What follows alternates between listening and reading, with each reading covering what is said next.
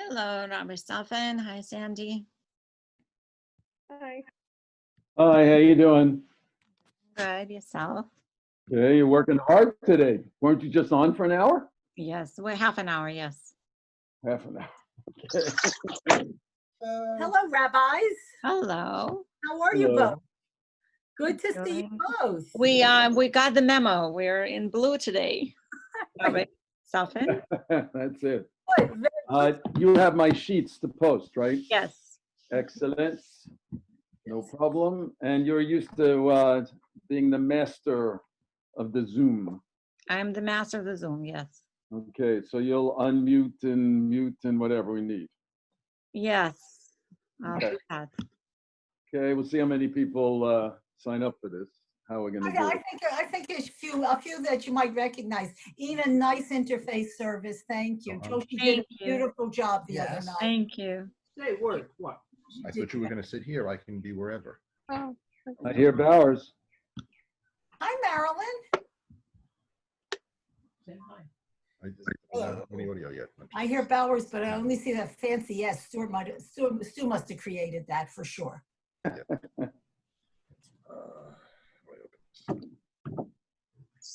They didn't get dressed, that's all. It's early, Joe. It's early in Sakasana. Yeah, right, compared to New York. Sunny Sakasana. There's Stu. Hi, Stu. Nice background. Do I see Marilyn Frenzel? Hello, hello. Good to see you. Might not want to get rid of this. Okay. And Molly, look at this. hi, Rabbi. Hi. How you doing? Wow. Pleasure. Rich Rosen posed to his, very nice. Doesn't have to get dressed. I could. Yay! Hi, Rich. I'm There going. he is. I'm going to video. Now we see My Cheryl. my professional. I never Yeah. thought I would have to be a TV commentator as a salesman, but I do now. Hi, everybody. Hi, Cheryl. Hello. Hello. You get it so it's full screen. You still have the people listed on the side. No, it's good. You're on your- Gallery view. Okay. We all fit? So far. Who's So there? far, we all fit. There we go. Any- Lionel. I see you, Orneen. I like it when we all fit. What's this? Isn't that gallery view? Hi, Shirley. Hi, Rabbi Inna. Hello. There you go, that gave you gallery view. You get rid of whatever you just opened. Didn't I see these faces last night? Some of them. faces. Same faces. Lionel, look at you. Woo! Last night or Wednesday night? I know. Going for 100 this weekend. Oh, Oh, wow. excellent. Excellent. Noticeable change. Fantastic. You feeling all right? Fine. Good to hear. Good to hear. Wow. Doing 11 miles a day on a bike. Whoa. Yeah. Flat. No hills. No more hills. One that moves, Lionel, or one that stays in one place? Oh no! I got. There's a place between Randolph and Chester along the Black River. It's flat. It's a 4-mile Patriot Trail. It's great. I'll go with you. All right. I go every day, almost every day. Hi, Marilyn. By the way, Marilyn, Matt, I must say, this is exactly the same Zoom that you've received for the choir. So I'm glad that you were able to join this time. Meryl, did you hear me? Meryl, hi. Hi. I hear you. Meryl. You heard me, Hey. Maddie? Same Zoom. Rabbi, Who knows? Rabbi Inna and Darlene Greenfield, can you hear me? Oh, okay. Yes, I can hear you. yes, We can see you too. we can hear you. How are your men? You know, that's very dry. Okay, someone is beginning to feedbacking, so, The bird is, you can hear the bird. Oh, wow. That was Maddie. Oh, wow. No, it's somebody else. It's not us. And Ina picked it up. Ann? Who's talking? Maddie. Where are you? Hi, Maddie. Hi. How you doing? Okay. No YMCA now. Yeah, too bad. okay, so it's 1 o'clock. I'm giving it another minute or two, right? And then, Fine. Maddie, Yes. it's good. Maddie, this is Ellen. It's good Oh, to see you in your yard. Oh, yeah. It's such a nice day outside.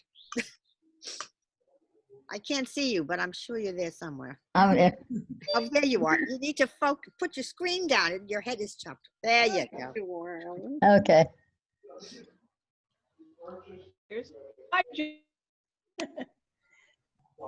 so far we have 21, including, we have 21 participants, including Rabbi Soffin and myself so far. So that's a good turnout. Rabbi Soffin should be very proud.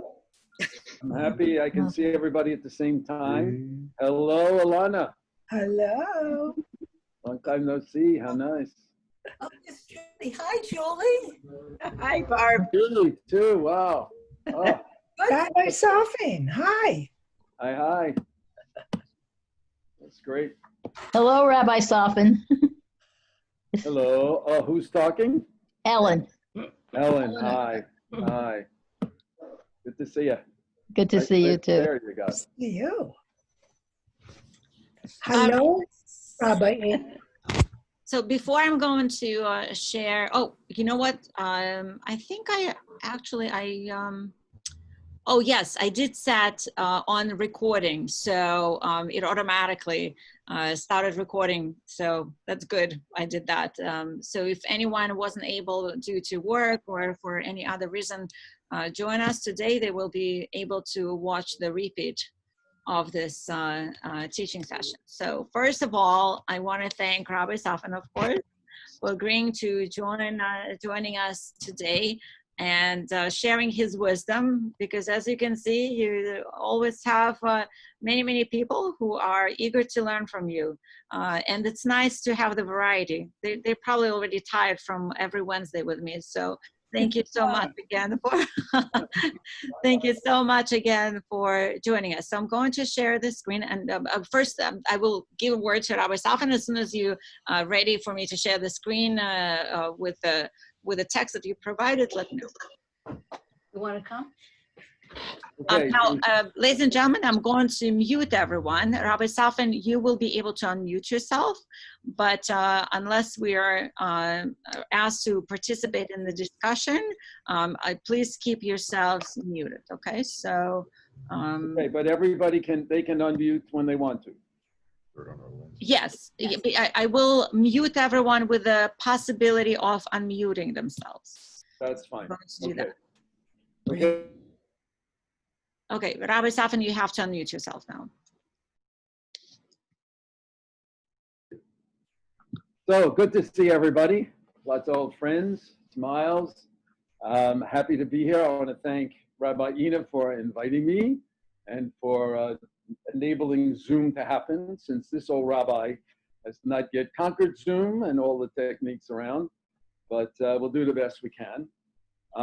The style in which I like to do this, which all of you know, is to have you talk and not just sit there. So if a question, comment, if you want to answer a question, don't hesitate to unmute. And as we go through the sheets, I want people to read the different passages. So if you volunteer, you just, Rabbi Inna will watch, and if somebody volunteers, maybe you'll unmute them and then they can read, so we can move along quickly. The only problem is I will then have to do the gallery, and when we are recording, you're not going to be the main speaker on the screen. Oh, right, forget it. Okay. Yeah. Right. So just unmute yourself if you want to make a comment. Okay. That's fine. That's fine. Okay, you know, I encourage comments and talking and sharing, and that would be great. One last trick, Zoom question. Do you know how to use the chat? Well, You I have do, to know how to but, use the chat. yeah, that's enough. So, actually will be really helpful. Rabbi Soffin is correct. If you write in the chat that you want to say something, I will be able to unmute you, or you'll unmute yourself. So, but first let us know on the chat. So that's really helpful. Okay, because at the end, we're going to do something in the chat. At least I hope we are. We're going to try to find a different way to do this, to use it. Aaron Soffin taught me that, and so hopefully I'm a good student. Okay, this is not a regular Torah study. This is about an issue. Somebody sent me, doesn't happen all the time, like an official question, right? And they wanted an answer, which we call a responsum, which is a response to a question that somebody poses. This is the very first time in my entire career that anybody's actually asked me to do this, that I've tried to do a response. Usually a very learned rabbi with a specialty in this would do it. So this is my first attempt, and I call it the initial outline of a response. But since we are going to be studying Torah and Talmud along the way, let's begin with the blessing. The blessing is la'asok b'divrei Torah. You have to get to Vitzivanu and then la'asok b'divrei Torah. Can you unmute everybody? No, if they will all say this in the same time at the same time, we will not be able to hear anyone. That's fine. That's what I want. Only one person can really talk. I don't care. I want them all to talk at the same time. It's going to be really not. I mean, I've done this before, but all right, you don't think we can do Okay. it? Fine. Right. Okay. Say the blessing to yourselves. All right. Here we go. Baruch Baruch atah atah Adonai Adonai Eloheinu melech haolam asher kitshanu b'mitzvotav v'tzivanu la'asok b'divrei Torah. Amen. If you didn't get any of that, just say amen. Okay, here we go. Here's the question. Oh, now we need to post the text. Yep. Okay. 1 second. Here you go. Okay, so here's the question. This is a real question submitted by somebody in one of my groups in New Jersey, and it goes like this. I was wondering what Jewish teachings have to say about the individual's responsibility to the health of the community. The widespread flouting of the recommended steps to prevent the spread of the coronavirus, as well as the vocal demonstrations of the anti-vaxxers, have brought this question to mind. I know about separating the leper and hand washing as a pre-meal ritual, but I guess I'm thinking about disease prevention and control and our personal roles in that context. All right, that's the question. Now, when I shared this with the group that she was in, she sort of wondered how I chose to answer the question. And I told her that once you submit the question, it's up to the rabbi to figure out what it means and how to go about interpreting the answer. And what I'm going to share with you today is the thought process that got me to an answer, and then I will challenge you. Okay, so here we go. Let's see. I can see Shirley. Will you read number 1? Shirley, you need to unmute yourself. Okay, here you go. Leviticus 19:18, love your fellow re'echa as yourself. Okay, that's it. Okay, that begins to answer the question, to whom do we as Jews have a responsibility? All right, so here it says we're supposed to love our fellows, re'echa, as ourselves. Now, there's a debate in the Midrash among the rabbis, but if you wanted to reduce the whole Torah to one verse, what verse would it be? Rabbi Akiva says this verse, okay?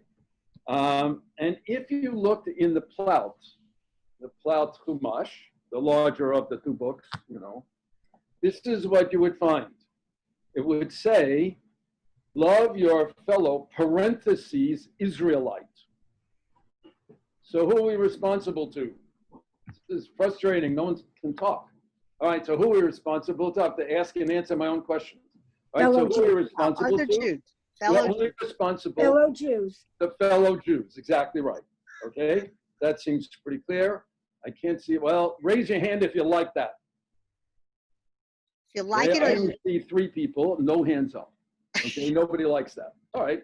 So it turns out that there's another rabbi who's answering the same question. His name is Ben Azai, and he says to Akiva, wrong verse.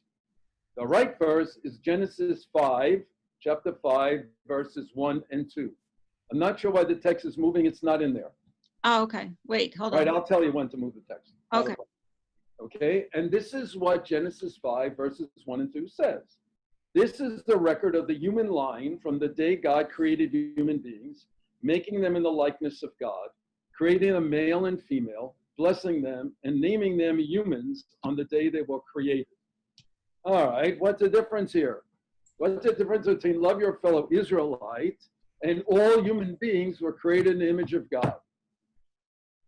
It's a good thing Maddie's talking. Even though I can't hear her, but she's moving. no, I unmuted myself. Good. Okay, yeah, that means everybody. The difference is not just Jews, but everybody. Exactly right. Okay, exactly right. Okay, but that by itself is not convincing enough. Since Maddie is unmuted, you read number 2. Exodus 11:2. Tell the people to borrow each man from his neighbor, Reahu, and each woman from hers, objects of silver and gold. Okay, now from this we learned something really important. There are some people who say that Re'echa, right, means your Israelite neighbor.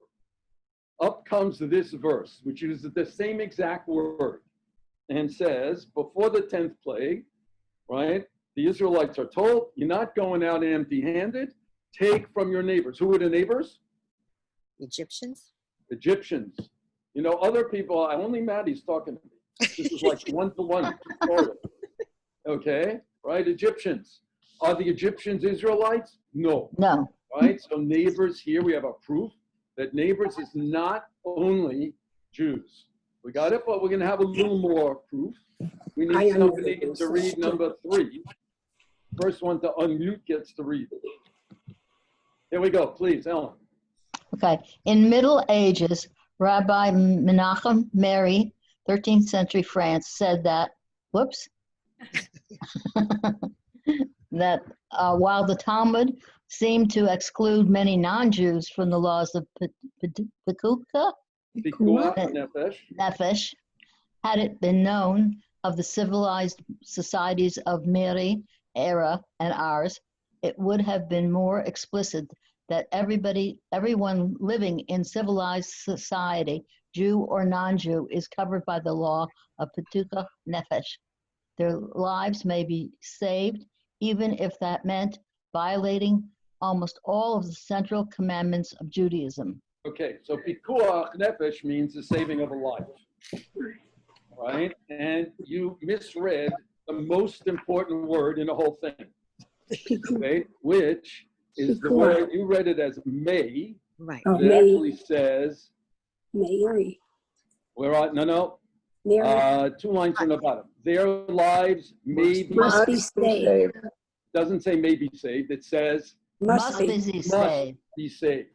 Okay, now we have now learned something new here. Okay, lives must be saved. All right, even if you violate some other commandments of Judaism, that applies to everyone. All right, so here's the question: how does this apply to wearing a mask and distancing socially? Well, Hello? Barbara. You're not looking out for, if I don't wear my mask is to protect you. If I wear just the regular little mask that I bought from the pharmacy, that's to protect you. It's not an N95 that protects me. So I'm sort of thumbing my nose at you if I say I don't need to wear this mask. And social distancing? Same thing. No, so doesn't social distancing help both? Yes. Oh, I'm sorry. Yes, absolutely. Social distancing helps both of us. Okay, so if it is an absolute commandment to preserve the life of everybody, and if you're not social distancing, what's your responsibility? What's your response? Not the one who's not social distancing. You are walking down Riverside Park like we do, and you pass somebody who's too close. What's your responsibility? Move Wear a away. mask. Move away. Move away. Okay. The passive response, right, is I'll say me, I'll move away, right? Okay, there could be other responses, and we're going to get to them in a second. But the important thing is the word must. All of a sudden now, it's not like you feel like it or you don't feel like it. This command is getting much stronger. All right, we're up to number 4. Somebody read, someone else? Hello. Judaism posits an obligation to preserve life as a fundamental obligation binding upon all its adherents. The obligation places the responsibility for preservation of life upon the shoulders of any person, professional or layman, capable of rendering assistance. Now, what do we have here? What does this add? What does this add? At 7 o'clock in New York City, I open a window and blow the shofar. Everybody's making a lot of noise out there, right? Why are they doing that? Do you guys do that? I don't know. Yes, Here- thank the professionals. The nurses, to thank the health worker. Yes, all right. So we're trying to thank. It's a way of thanking the first responders and the people on the front line. Okay. Since they're on the front line, we don't have any responsibility. We just have to thank them, and we don't have to do anything. According to what was just read, is that true? No, we all have an obligation. Any person, professional or layman, capable of rendering assistance, must act, not just the frontline people, the nurses and the doctors. Each one of them is responsible for acting. All right, so now I want to pause for a second. Rabbi Soffin, I'm going to mute everyone. You're going to have to unmute yourself. Somebody's dog is barking. Okay. So I'm not going to go around figuring out whose it was. So you're Okay. going to unmute yourself.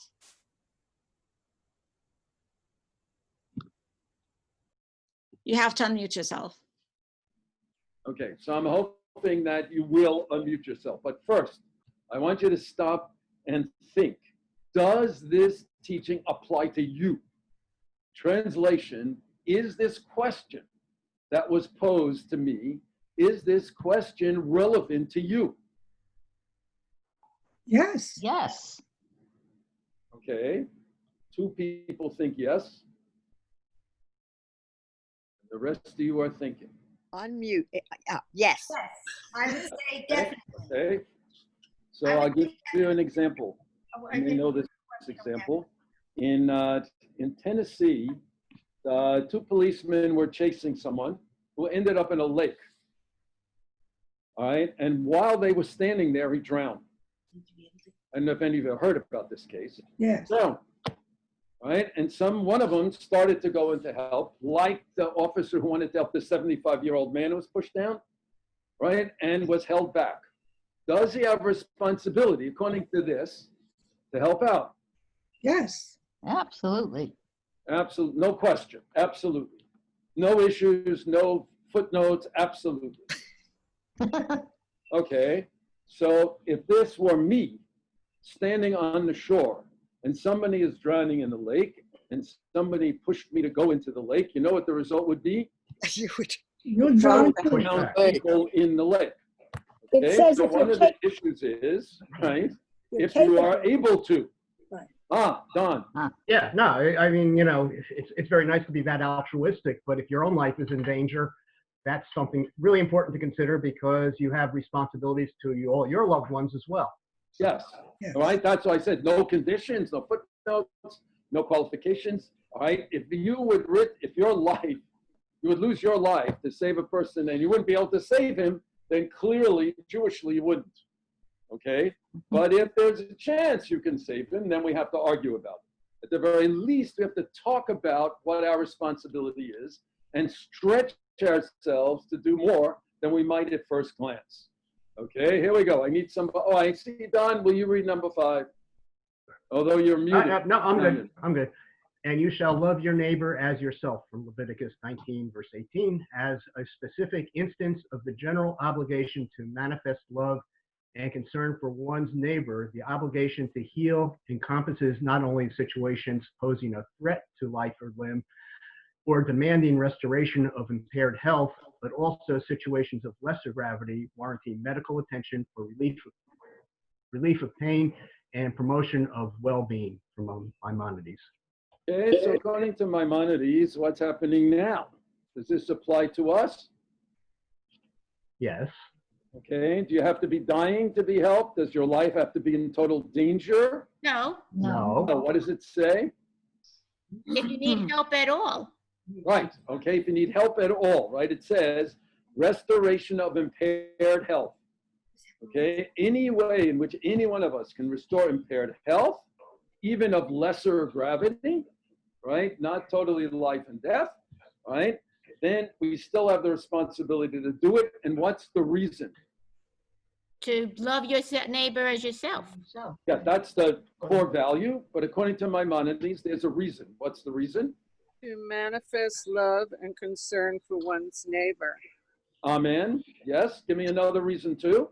Well, it's a general charitable kind of thing too. I mean, you can talk about help in many ways, not just health and relief of pain, but that's a subset of being charitable in general. It sure is. Maimonides. Yes. In a community, not in isolation, to feel a part of a bigger world. Excellent. Save one person, save the world. 100%. Yes. If you're ever going to need help, it's not going to happen if you don't help anyone else. You guys could have written this whole thing without me. Just like, go. Doing this. But there is another issue raised here by Maimonides. There is another value. It's at the very end. What's he worried about? Promotion of well-being. Yes, promotion of well-being. Exactly. Okay. So we care about the relief of pain and the promotion of well-being. Now, scale 1 to 10. Any of you in well-being? 10 is very well-being. Think about it. I can't see anybody, so I'm not sure what you're voting for this. But could you repeat the question? Yes. Would you say now that you're in a state of well-being? Yes. Yes. Not entirely. No. Okay. Not entirely. Not emotionally. Fine, emotionally, right? Partially. So, is there something that somebody else could do that relates to this question that was asked that would make you have a greater sense of well-being? Sure, if everybody wore a mask, right? Yes. True. That's Okay, true. if everyone wore a mask, exactly right. So when I walk in Riverside Park, Right. I would say maybe 90%, maybe a little less, wear masks. And many of the people who don't are young people. And Right. also I've noticed a whole bunch of people not wearing masks speaking Hebrew. People are sort of, that's right. macho and nothing will get to them and all that. Mm-hmm. As a result of that, Sandy will tell you that I spent a lot of our walk grumbling, right, under my mask. Couldn't put on the mask. Couldn't do this. Doesn't help if it's not over your nose. It doesn't help if it's around your neck. It doesn't help if it's in your hand. And all that. And my sense of well-being would definitely be enhanced if people would do these things. Okay? Now, one of the things that people do when they write a responsum is they look at what other people have written about related issues. Okay? So I tried to figure out something that would be somehow related to the issue of the virus and the mask, and the closest thing I came up with was smoking. Okay, all right, and there are many responses on smoking. Many traditional Jews smoke, which has made it very hard for the Orthodox rabbis to issue these decrees. But in the conservative and the reform movement, they have done so. Maybe in part because not everybody listens. Right, so the rabbis make a decree, and people do whatever they want. If your ultra-Orthodox rabbi makes a decree, you better listen, because the whole community is watching. Okay, so here is the first one, and this is part of a reform responsum written by Moshe Zemer. Okay, so we're going to need to, it's going to continue more. Rabbi Inna, it's going to continue more. Rabbi Inna? No, too much. Too much. It's not going to all fit. All right. I can move. Oopsie. All right. So we'll read a little and then we need up a little more. I don't know if she sees. Yeah, that's it. Okay, that's where it starts. Okay, so let's read this one paragraph at a time so we can all see it. I need a volunteer. Going The once. Chief Rabbi of Tel Aviv, Rabbi Chaim David Halevi, told of how a youngster asked him whether he must obey his father who sent him out to buy a pack of cigarettes. Rabbi Halevi responded. Somebody else? In view of the fact, okay. Go ahead.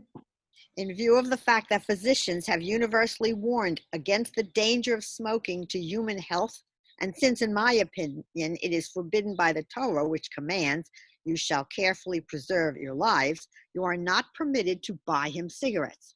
Furthermore, whenever you see him with a cigarette in his mouth, say to him, Father, it is written in the Torah, you shall carefully preserve your lives, and smoking is very harmful, in the hope that he will understand, overcome his urge, and give up the habit. All right. Okay. So what do we learn from this? What do we learn from this? First, I ask you, if any of you were ever smokers, all right, since I can't see, all right, so I assume some of you were smokers, right, and may have had these conversations, right? And as New York City was putting in stricter and stricter rules, you can't smoke here, you can't smoke there were often fights on the street about people complaining when others would violate the teaching. Okay, now the value underlying this is honor your father and your mother.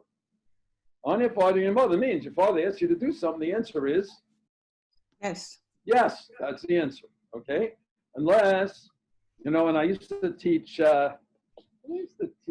Seventh grade, maybe confirmation. I would say to them, you don't always have to listen to your parents.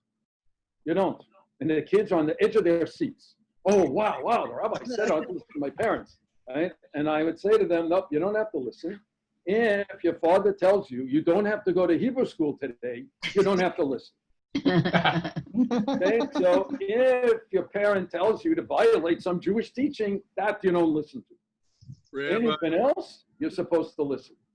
So the son asked this question in a very serious way, right? My father says, go buy me a pack of cigarettes, right? If my father said, go buy me a cereal, I would do it for sure. I wouldn't even think twice. But buy it to be part of this, buy a pack of cigarettes. The son asks, right, the chief rabbi, okay, it's taken this very seriously, asks the chief rabbi, what do I do? Do I honor my father and get the cigarettes or not? It looks like somebody wants to talk out there. If you do, let's talk. Yeah, you had told me one time that honor your father and mother does not mean obey. Okay, absolutely right. Absolutely right. Okay, so honor means, in the Talmud, honor means you do for your parents what they did for you when you were growing up. In English, it means feed, give them food and clothing and shelter. Take them in and out when they can't go in and out by themselves. Make sure that their needs, their basic needs are met. All right, so the father says to the son, look, I got to have a cigarette. I need it. I have to have it. Go get it for me. Well, yeah, I can't go out myself. Honor me by going out to do it. So the son, being a good son, seeing a debate, seeing a conflict of two Jewish values, goes to the chief rabbi, and the chief rabbi says, and this matters to us in our conversation, there are two bases for his answer. What are they? And they're very important to us. There are two bases. What's the first one? This is the current debate about masks. It was on CNN last night. Save lives. Protect yourself and protect others. Nope. He says it straight out. He gives the basis of his answer right at the beginning. In view of the fact, can you see it there? No. No. Oh, we lost it. That's why I don't see it. All right, fine. So it says, we need to scroll up a bit. Rabbi Inna. The other way. Oh, yeah. Down, down. Oh, okay. All right, we're trying to get the beginning of sit. Yeah. There it is. There, Oh, look, there yeah, it we're is. supposed to hear it. Okay. Where you see it? Use In the fact. view of the fact, that's his basis for making this decision. Right? Issue number one. Physicians have universally warned against the danger of smoking. That says, in case you haven't heard this from every Jew who's making commentaries, we listen. Who do we listen to? The rabbi. No, yes, but who the rabbis listen to? The Torah. No, who does the Torah listen to? The what? doctor. The doctors. Thank you. Okay, the doctors. We're not doctors, sons of, I mean, many of you probably are. We rabbis are I often don't not think the doctors, Orthodox listen to them. right? And I mean, Maimonides was a doctor, but we need to listen to the opinion of doctors. Now, if the physicians, if all of them agree that it helps to save lives, right, to wear a mask, then according to the chief rabbi of Tel Aviv, that would be a basis, right, for him to rule, you must wear a mask, okay?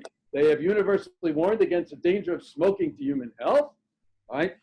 Answer number two, which half of you said, right, is the Torah, Deuteronomy, which says, you can't risk your life. Don't be so cavalier. All right? The Jewish teaching, which some of you may disagree with, especially if you have these end-of-life statements, is that it's not your body. That's right. You don't own your body. It's just not yours. Just and we lent are to you. commanded, whether we feel like it or we don't, to preserve our body, to preserve our health. Okay, so we have those two criteria. Now, what does he conclude from this? What does he tell the son? He says to the son, you cannot facilitate somebody harming their health. You can't be part of harming someone's health. All right? So a couple is walking down the park, and the woman, this often happens, a woman has a mask and the guy doesn't. All right? If she knew about this, what would she have to do? Tell him to wear a mask. Get him to wear a mask. Often he's holding it. Okay? Get him to wear a mask. Okay? Right? We must try to discourage other people from smoking or from harming themselves. Now we get to the kicker, and this is going to be essential. How do you do it? Yeah. What does the chief rabbi say about the way in which the son is supposed to tell the father, don't be a jerk, stop smoking, don't you know better? All right, that is not what the chief rabbi is suggesting. What is he suggesting? That it's in the Torah. Yep. Yep. Okay, so the son could say to the father, Dad, let's study a little Torah. And picks out this section. Says, what do you think that means? You think that applies to today? You think there are any challenges to health today? Right? And you hope and pray that after this conversation, right, that the father's behavior would change. Now, some of you have studied Talmud with me and know the truth of what I'm going to tell you. When you study Jewish values, your behavior changes. When you know what Jewish values are, many, many people start to think about things differently and to behave in a different way. And to tell you the truth, that's why I'm doing this with you. I'm not doing this to show off that I could write a response. That's not what this is about. This is about getting you to think maybe a little differently about choices that we all have to make. Okay? So a person might say to somebody walking without a mask, can't say, let's open up the Torah. Right? But what's the equivalent of the Torah in New Jersey? I know it is in New York. What's the equivalent in New Jersey?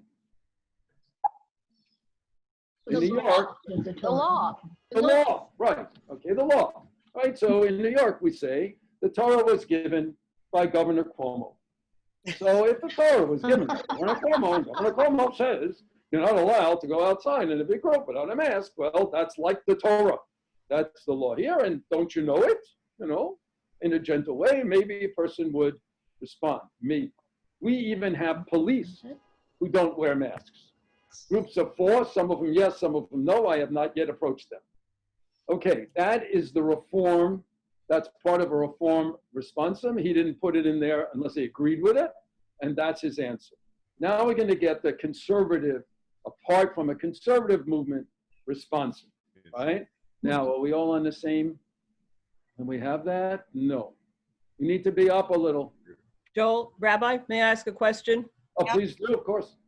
Someone I know in town whose son is graduating from middle school posted pictures this morning on Facebook of the kids went to Horseshoe Lake, and there must be close to 28 or 30 people in the pictures, mostly young people, and of course no masks, shoulder to shoulder. Most of the comments that I've seen so far have all been positive. Congrats, how nice, they look great. No one said anything about gathering or masks or social distancing. Right. And I mean, this conversation is particularly appropriate at this moment. So I don't want to comment on Facebook because that would just incur more conversation. So do I approach her directly or just not at all? That's a great question. That's the ending question. Okay, so I'm saving the answer. We're going to get an answer, but it's not going to come right now. Okay, this is me, right? I need to get to it. Okay, so the last paragraph, number 6, which is now posted, says, this is from conservative. In conclusion, smoking is absolutely forbidden by Jewish law. All right? This is an official responsum of the conservative movement. Official. Similarly, it is forbidden to smoke in a public place. And if one transgresses and smokes, he must move away if someone protests. All right, now what do we learn from this about the respect in which people hold an official responsum from the conservative movement? Can you rephrase that? Say it again. I don't understand what you're asking. Okay, fine. The conservative, I'll do it so you'll understand it. Thank you.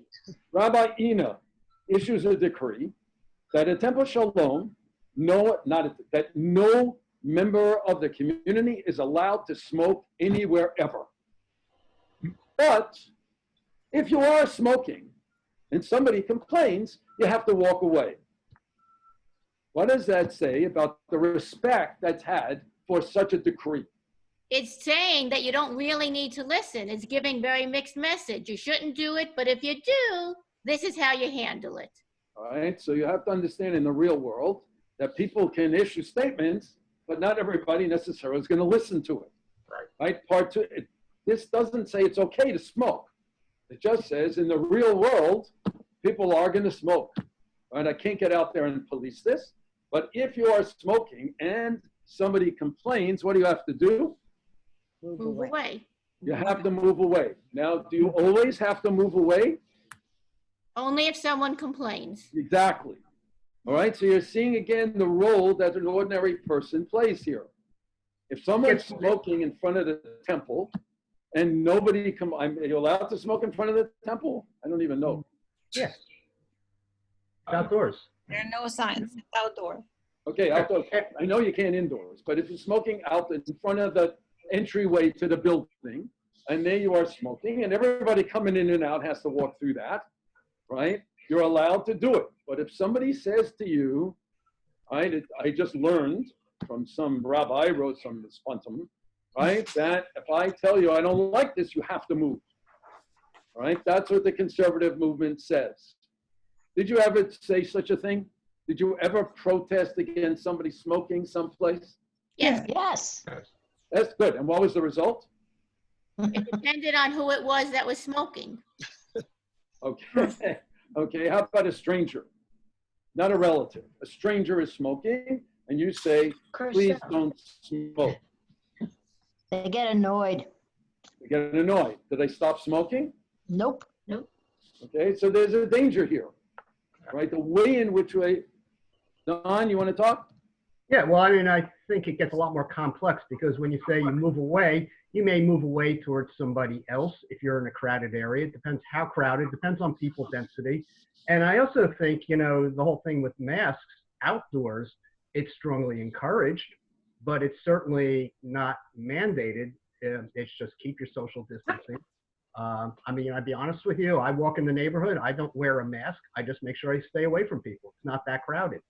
Okay. So, Well, you don't live in New York City. In New York City, New York City is different, and I don't know. as you possibly can, and there are people who get fined. And I don't know what the, okay, so I don't know what the law is in New York, but I'm just speaking now for New Jersey. And I think so much of it is also common sense.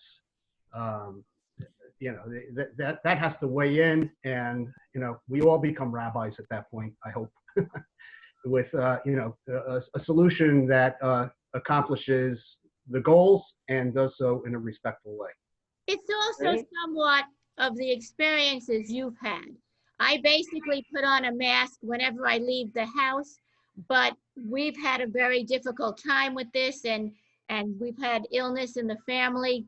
We're blessed that everyone survived, but I'm more crazy about things than most people. Okay. And I think that's part of the respect. That's part of the respect factor, because I know people that have not left their house, period, and will not do so maybe for another 2 or 3 months, maybe. And I respect that. That's their decision. And, you know, there are others that are, you know, I'll go out to the store, I'll put on a mask when I go into ShopRite and do all the right things and everything in between. Okay, I want to keep going. Number 7, which fits totally, I think, on this page. Perfect. So if somebody would read number 7, hasn't read yet? A stranger and a settler shall live with you. This 13th century sage Nabonidus taught from Leviticus, the stranger and the citizen shall live with you. According to the Talmud, this verse tells us that we have a positive commandment to preserve life, even if it means violating other rituals or ethical commandments. This is a positive mitzvah to help the persons live, and more generally, to save life when necessary. Oops, where did we go? Yeah, what are you doing? Keep going. It is from here that we deduce that we are commanded by means of a positive commandment to save life of Jew and non-Jew alike. Okay. All right, so now he says, based on this, that a stranger and a settler, these are the people we might not care about. Here, immigrants, undocumented, whatever, okay, that we might want to think, I don't want to bother with them. He says that it's a positive commandment, which means no choices, right? To save the life of a Jew or a non-Jew, you must help a person to live. Okay, here we go. Leviticus 19:16 says, do not stand idly by the blood of your neighbor, same word in Hebrew, neighbor, all right? From where do I know that if someone sees another person drowning in a river, or being dragged away by a wild beast, or being attacked by bandits, he is obligated to save him? The verse says, you shall not stand idly by the blood of your neighbor, reyecha, same word in Hebrew, same word. Okay, now, I don't know, I hope none of you had this experience, right? I mean, I already talked to you about drowning, right? But these other ones are are dangerous for sure. To save somebody from being dragged away by a wild beast, to be attacked by bandits, we are expected not to just stand there and watch, and maybe not even to make a video, right? This seems to include the biggest dangers to life possible, right? When your life is definitely in danger and someone else is there and they can help, you cannot just stand there. You can't be what they call, you can't be a bystander, you have to be what they call an upstander, right? And you have to stand up and be present. It keeps going. Rabbi Yehuda Leib Zerlson, who died in 1941 in Romania, asserts that the obligations posted by the Gemara, by the Talmud in Sanhedrin, apply under non-life-threatening circumstances no less than in life-threatening situations. It similarly follows that a person is under the self-same obligation to prevent deterioration of another person's health if he possesses the requisite knowledge and skill to be of assistance in providing medical care. All right, now in my way of thinking, this teaching just put the question that was posed to me in our laps. We know what to do, right? We know what the teachings are. We have the requisite knowledge and skill to assist in preserving lives. It doesn't have to be life or death today, dangerous beast, but to have some way to do it, we must do it. In case you want to have a more familiar reference, Elie Wiesel. Elie Wiesel, speaking at the Darfur Emergency Summit. Some of you were there, no? We were there. I don't know if you were there. The Darfur Emergency Summit in July 2004 interpreted the ancient verse to highlight its contemporary global implications. Lo tamod al dam re'echa is a biblical commandment. Thou shalt not stand idly by the shedding of the blood of thy fellow man. And here he goes. The word is not achicha, thy Jewish brother, but re'echa, thy fellow human being. Be he or she Jewish or not, all are entitled to live with dignity and hope. All are entitled to live without fear and pain, including the sick, including the elderly, including people in third world countries. No person is dispensable. This is broadened to include human beings, to include everybody. Now, there once was, I think he was a governor, who said, you know, this is not a really big problem at all. So a lot of old people will die, but at least we'll get the economy back. You may have heard that comment many times. Right, a lot of old people will die, and maybe the reporter said, I'm not volunteering my mother. Are you volunteering your mother? Right, because the implication is that people who are elderly are of less value to us than our economic standing. All right, so we got that. Next, we're getting close here to the challenge. Deuteronomy 22:3. You shall do the same thing, return it with his donkey. You shall do the same with his garment. And so too shall you do with anything that your fellow loses and you find. You must not remain indifferent. Literally, you must not hide yourself. Why did I put that in there? What are people losing that we have to return to them? Their health. Their health, exactly right. Okay? All right, so if you see people who are in danger of losing their health, we can't hide. We can't look the other way. We can't pretend we don't see. We can't say someone else is going to take care of it. According to this, it's our responsibility. Now, is this coming on strong? Is this a strong mitzvah? Is that a clear statement? Yes. Am I shouting loudly enough? Yes. Yes. Okay. Okay. All right, so now we get to the last part of this is the how-to. Okay, is the how-to and the problems you have. Some of you have raised them already. The problems you have in actually doing this. Okay, so here it is. This is a very important, complicated verse. Leviticus 19:17. Is it up there? It's up there. Yes. Yeah. Okay, I'm going to go through this slowly, Ina, so this part's enough. All right, it says, reprove your kinsman, but incur no guilt because of him. What does that mean? What does reprove your kinsman mean? Say something, do something. Say something, do something, but what kind of something? Hands on the situation. This is terrible. The noise. Well, what does it mean? Did anybody ever reprove you? Did they say to you, great job? Is that reproving? No. No. No. No, right? So what's reproving? Sandy Soffin is ready to talk, I think. They see your face here out of my form, so it must be you're ready to talk. Reprimand. The reprimand, all right? Right? You have to correct somebody. You say what you're doing is not right. You have a responsibility to do it. We can't hide from it. We must do it. But, and this is the kicker, but incur no guilt because of him. All right? This is the case where you tell somebody not to smoke and they start cursing at you and getting into a fist fight. All right? And you have instigated that, so maybe that's not the way you're supposed to do it. So now we're going to get some insight into how to do it. All right? Here we go.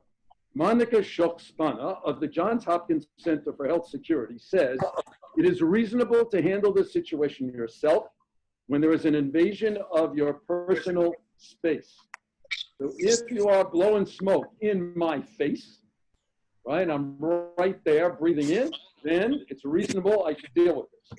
It makes sense to say something when someone's encroaching on your health and well-being. Does that apply to the mask? Yes, going to mute everyone, and Rabbi Soffin, you will you're having What some is that noise? sound I don't know what that is, but we don't have any animals here. issues. Hold on. All right, so if you're not wearing a mask, Okay, Rabbi Soffin, you have to unmute yourself now, or I'll try. all right, so if you're not wearing a mask, impacts on my health, according to this, I have a right, a responsibility to talk to that person, okay? You have every right to try and correct that behavior. Here's the but it should be done politely and with knowledge sharing and with positive modeling.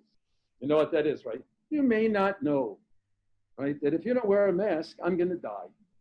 Since I'm 75 and I have diabetes, I'm highly, vulnerable. And now that you know it, of course, kind sir, you will put on a mask. Okay? Here's another way. So, go ahead, Don. Yeah.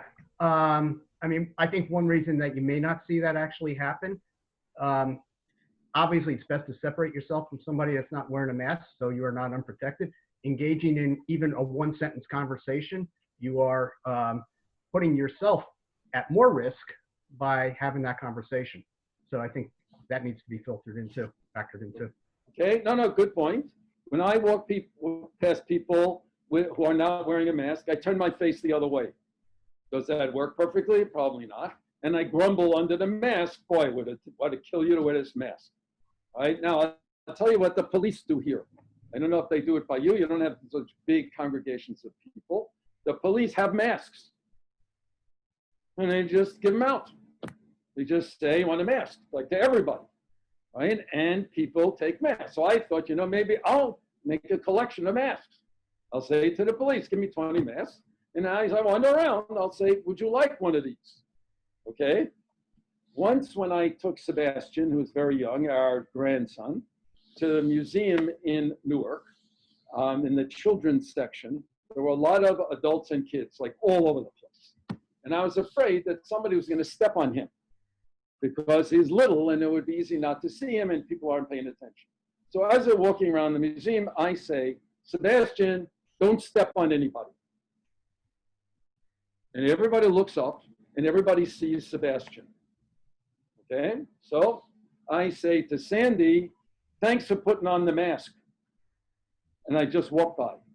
That's it. And I just walk by. These are strategies. We keep going. In the text, we have it, yes. Among the tactics experts suggest for handling these situations is it's not you, it's me approach. If you're at the grocery store, now this ever happened to you? And someone is standing right behind you. Don't yell, move back. Instead, emphasize that since you or anyone could have the virus without knowing it, it's best to stay 6 feet apart, in case you hadn't heard. Use cues where you can, like the tape many open businesses have started putting on the floor to show customers how to line up at a proper distance. Now, we very rarely, if ever, go to a store, right? We have all our food delivered, right? But if you go to a store, and you guys go to stores, right? At least some of you, I'm sure, go shopping. So sooner or later, someone's going to be close to you online. Would you do this? Would you say, excuse me, but you're a little close. Here's the 6-foot markers, I sometimes thought about taking a 6-foot ruler and just having it on my side as I walk along. So if the people are too close to me, they get whacked by the ruler. All right, so that's what this guy suggests. Last one, and then the challenge. If you want to protect there's another strategy. If you want to protect your policeman, your ambulance driver, your nurse, the person who's working in a grocery store, the truckers, that's what you can do. Arthur Kaplan, director of the Division of Medical Ethics at NYU's Grossman School of Medicine, says of being serious about physical distancing and personal hygiene. If you want to contribute in the pandemic, it's not just protect yourself, it's protect others. It's the best gift you can give to those who really have to take risks. We shouldn't be obnoxious. We shouldn't get nasty. But in this day and age, I think you can speak up. It could directly or indirectly save lives. This is back to the smoking, right? You speak up, maybe your father stops smoking. All right, this is the whole teaching of the first ever Soffin responsive. All right, so here's the challenge. Would you tell someone, now don't answer. Now we're doing the chat, I hope. This is what I want you to do. I want you to type your answer into the chat and not post it until I tell you. I don't want anybody seeing anybody else's answer or hearing anyone else's answer. I want you to do your own answer, all right? And the question is, would you tell someone with a mask around his or her neck to put it on? Can't see the chat. And put it, you can't see the chat on the... No, no, On the bottom. Where is the chat? It's on the very bottom. Right. That's what You I don't see that? No. There's a line with participants, chat, share, record. You don't have that? You will say chat on the bottom of your screen. If you move your mouse, Yeah, okay. It has to be moved up a little. if you move the mouse, the arrow, and the signs will come up on the bottom. Click Or on the top, or the top, if you're on an Okay. iPad. have a top, yes, somehow. On the iPad, where Meryl, is did you find it? On the iPad, it's the three dots at the top right where it says more. Tap on that, more? and you'll see chat come up. Oh, more. Oh, thank you. Okay, let's just- Then you could say, If they don't do it, I would. I forgot the question. Would you Okay, tell? here's the question. Would you tell someone with a mask around his or her neck to put it on? Oh. Wait, don't put it in the chat. No, in the chat. Not yet. Okay, what Rabbi Soffin meant is you type your answer, but don't click enter. Thank you. Thank you very much. Yes. Now, let's see, we can see, we don't know. All right, so if you're finished. Oh, someone's is in there. How do you? Yeah, somebody put it in already, but don't you put it in. It's not typing. Okay, if you're having a terrible time, it's okay. It's okay, I'll let you talk at the end. Or maybe at the beginning. Let's read that. See what that says. Okay, if you're done, raise your hand. If you're done, raise your hand. Shirley, hand up, I can't see. That's Yes. Okay, Rabbi Inna, can you tell if most of the hands are up? Yes. Yes. Okay, so if most of the hands are up, we won't wait till the last one. Hit enter. Stick it in the chat. We don't need the sheet anymore. Enter. Hit enter. That's interesting. Hey, Rabbi, we don't need the sheet, then I can see everyone. Oh, okay, hold on. Let me exit the shared video. Hold on.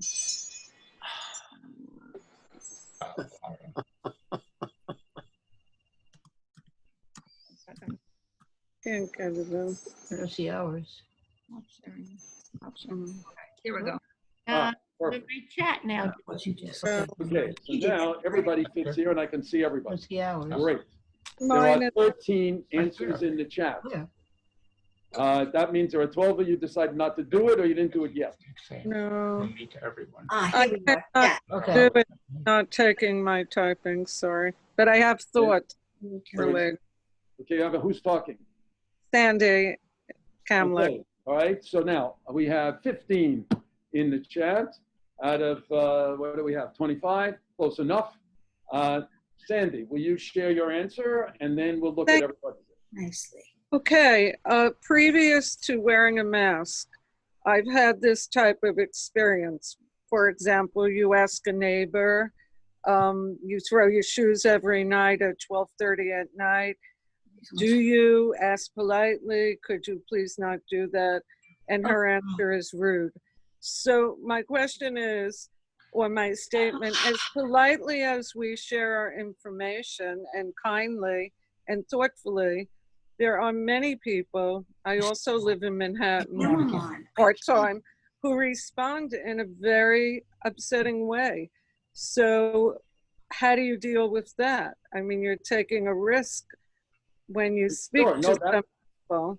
That's exactly the point, right? Rebuke your neighbor, but incur no sin, which is we need to find a way to talk about it without getting into trouble. And especially with the person not being able to hear it. All right, let's see. A lot of people put yes. Okay. Let's see. Bob and Barbara, what did you put? I don't know how to send it.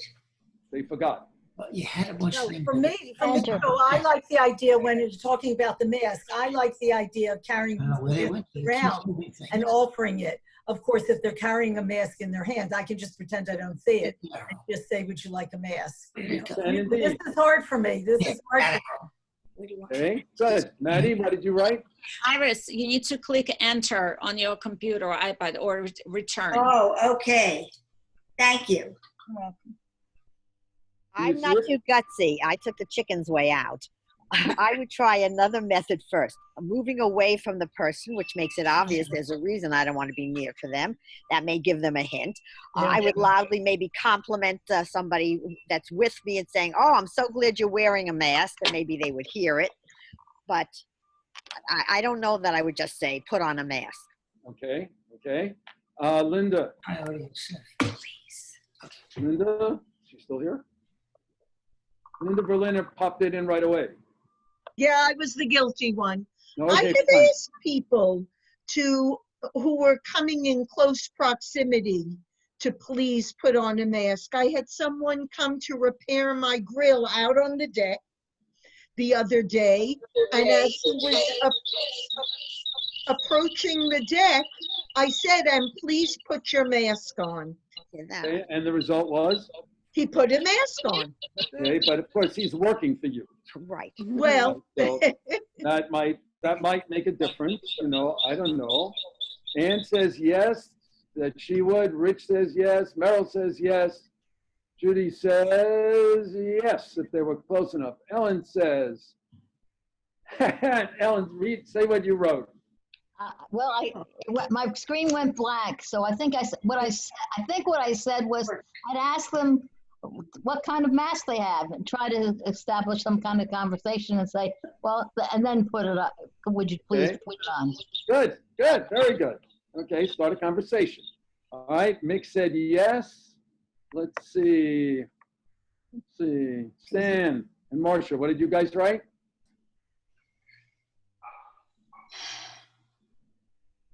Unmute. Unmute. Okay, I'll read it for you. I see you have a mask. I would appreciate it if you could put it on so we could talk. So we could talk. Very nice. Very nice. I had the vision that the person was already trying to engage me in conversation. But honestly, we've been so isolated, we haven't had to encounter any of this. Okay. Okay. No, good. Good. Look, the purpose of these lessons is to get you to think about it. So that should that ever happen, then you will have thought things out. Okay. Susan wrote. What did Susan write? Hi. Hi. What did you write? I wrote that I would ask them to put their mask back on and just thank them for protecting me. Have you ever done that? I have. And the result was? To put on the mask. Put on the mask. Oh, that's because you're so sweet. I'm muting you because we have a lot of feedback from your computer for some reason. Okay. So, Okay. Rabbi, Edith said. Rabbi, wait a minute. Can Edith talk or not? That does. That does. Right. Yes. Well, you know, something similar happened to me the other day. I was in a store and there was a man online and there was social distancing. There were lines on the floor where you could be. But he was not near any of the lines. So I politely said to him, "Excuse me, are you online?" And he got very nasty with me. All I asked him was, "Are you online?" Mm-hmm. And he got really nasty. And finally, he moved to where he should have been, socially distanced, and I was 6 feet behind him. Sometimes I was polite, and he was not. Right, right. No, thanks for sharing that. That's a great example. We're up to Alana. Oh. Definitely indoor. I would say I wear a mask to protect you. please wear a mask to protect me. And it's a rule. In New Jersey, it's a rule. Indoor, you have to put a mask on. So I feel very Okay. comfortable saying it. I did once, and the person put the mask on. Put the mask on. Okay, great. Lori, what do you write? Ada and I wrote the same. We have to say. No, he said Lori. Oh, Lori. Okay. Okay. I don't know who Lori is. It's me. I know who Lori is. She's right there. I can see her. There we go. I didn't know how to unmute. I'm sorry. No problem. Go ahead. Oh, there she is. Yeah. So this has been happening to us as we work in our neighborhood. And I have a neighbor who, even though we stay on one side of the road and cross when they see us, he is constantly coming over on our side with his dog. And just yesterday is the third time I've said to him, we're really trying to keep our distance. And I would appreciate it if you could stay on your side. Okay, and did that work? He just laughed. Just left. Okay, that happens. That happens. Sandy's turn. Oh, I'm different. sorry, go ahead. May I say, maybe I sounded negative. I guess I've had a few experiences in the past. I would try to be polite. I asked the young man in the store about gloves, and he was very nice, and he put his gloves on when he checked out my food. So I will try to be positive, as Okay. positive. And if I get an answer that's not positive, what can we do? We Okay, do hold our on. Okay, I want to just finish the rest of these, and then we'll take the leftover questions. Sandy Soffin. Am I muted? No. Well, what I really didn't finish, and the caps, ignore the caps. In New York City, those who don't wear masks, I think, intentionally don't wear masks. They're saying, I don't have to wear a mask. You guys do what you want. I do not approach them. I mean, we don't go in the street very often, but when we are, I just walk away and stay far enough away from them. It doesn't seem like it's worth saying anything because they know that they're supposed to wear masks and they just don't want to. Okay. So that for me, just staying a distance away is what I do. Okay. Let's see. Who are we up to? Me. Is Alan on? Well, Alan is home, but this is Arlene. Go ahead. I saw two women sitting together inches apart on a bench. And I said very nicely, excuse me, it's none of my business, although it was, but you really aren't socially distancing. And the one looked at me and said, oh, Arlene, I've just been thinking about you and how is your son and your husband, knowing that Gary had been in the hospital fighting for his life and Alan was also in the hospital, and just totally ignored the whole thing. Recently, I was walking on one side of the street. She was on the other, no mask. And as we were walking, she was coming closer. And I said, could you please go back to the other side of the street? And she said, oh, but I'm far apart. And I said, it'll make me feel better if you go to the other side of the street. And did she? Yes, she did. But again, as someone just said, I think these people know what they're doing and just don't care. Right. Okay. Okay. Rabbi, I mean, I told you I would run over a little. If I do like 5 minutes more, am I okay? Oh, you asked me for an hour and a half, so you're totally Oh, fine. then I'm fine. Okay, good. No problem. Let's see. Who's next? Iris? I would just tell them or ask them very politely to put on the mask because I'm afraid. I'm elderly and I'm afraid. Mm-hmm. And does it work? Did you do it? I haven't had that situation. Okay. So We've never encountered that situation. Okay. Walking in the neighborhood, people automatically go to the other side of the street if you're walking on the same side. It's been a very pleasant experience around here. So you're lucky, right? You live in a good Yes, neighborhood. we are. What can I tell you? I have a challenging neighborhood. Okay, the last one up is the Bowers, who have a question hanging over from before. Anyway, so what did you write? Shirley, what did you write? You have to unmute. Yes. Whom are we asking? She's muted. You're muted. Rabbi Soffin, who are you asking now? Shirley Bauer? Shirley, let me see if I can unmute her. There I am. Oh, okay. You broke up at the beginning of the question. I'm sorry, what did you write? I wrote in the Rabbi Soffin tradition, ask or tell. Okay. You had said, would you tell someone? I added, would you ask them? Which I think changes the tone. I've asked several groups of young people I've seen when we were out walking, and they, of course, just give me lip and sass and just brush me off. Other than that, we haven't encountered anybody out here in the boonies. The neighborhood is quite fine. Horseshoe Lake is crowded and very few people wear masks. So you just don't go there? Right. Okay, so we have lots of different answers and lots of different responses, right? So we'll do Shirley's leftover question and then we'll wrap up, okay? So you may already know this about me, but I'm big on not putting things online if I don't absolutely have to. I much prefer conversations to emails. I think emails are, just miss a whole lot between the lines. You can read things in, you can misinterpret, and you can throw it back on my face for the rest of my life, which I'm not interested in, all right? So the question is, if everybody is responding so positively to this group of young people, being in the park, then there are all the ways we just learned. I'll give you an example.